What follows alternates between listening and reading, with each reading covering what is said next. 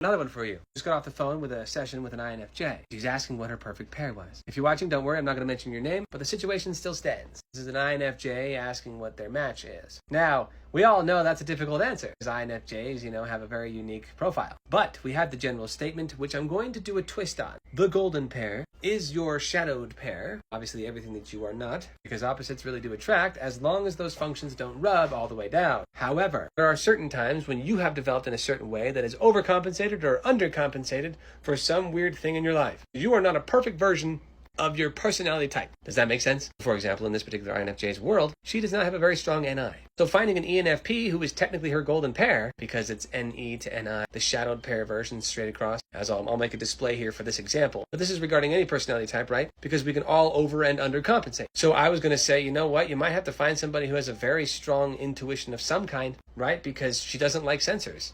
At least romantically. Because we all know that everybody has all personalities in their life. But your romantic relationship is very unique. And it's supposed to be for the rest of your life, right? Unless you really, really, really like divorces or polygamy. Get over it. There is somebody who will match you for as long as possible on this planet. Yes, they do exist, INFJs. Yes, they do.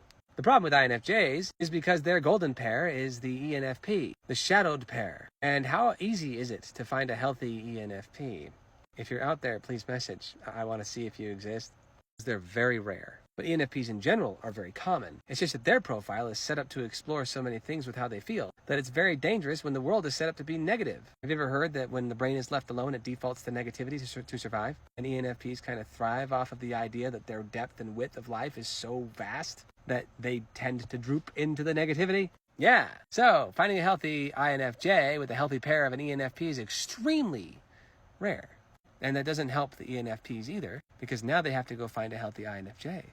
Very, very, very, very, very tough with this one, right? The NF types. Don't forget that the healthy ENFJ now has to find a healthy INFP, and so on and so forth. And when we're talking about healthiness, we're talking about a balance of all 8 cognitive stacks, specifically the 5th one, to make it work. So here's where it balances out differently in this video. I probably should have gotten to this first, but here we are anyway. Okay, so here we go. This might be way over most of your heads.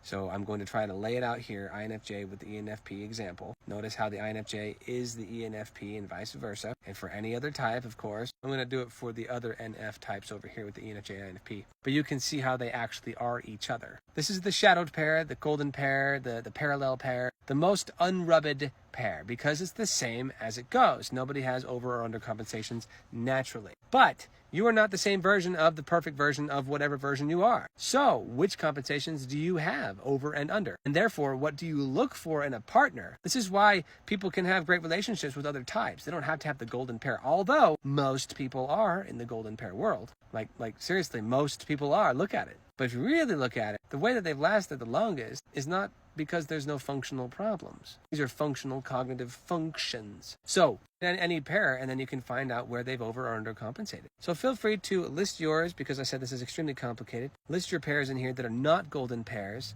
and why you feel that they have worked out for a very long period of time. Most people's parents who have put in the comments are golden pairs, so that doesn't really count, right? You can't say I'm ESFJ dad and an ISFP mom, and the mom was not always there. Yeah, I've heard that a lot. ESFJs are more controlling, if not the same as the ESTJs. Well, that's not helping, because now you have an ESTJ looking for an ISTP parent. That's more of a rare, even though it's a golden, it's rare, right? So you got to tell me, ISTJ, for example, parent with an ENFP, something random, right? But then again, that is a subconscious pair. That's a flipped pair completely. The ultimate shadow. So give me a weird random pair stack and let's find out where they over and under compensated, why it works and why it didn't. That was probably way too profound of a question, but some people do watch these videos to the end. So feel free to put in your complicated pairs that have worked and let's find out why. And see what we can do to help our INFJ friends. Much love. Sorry for the complicated video, but I think the intuitives will get it.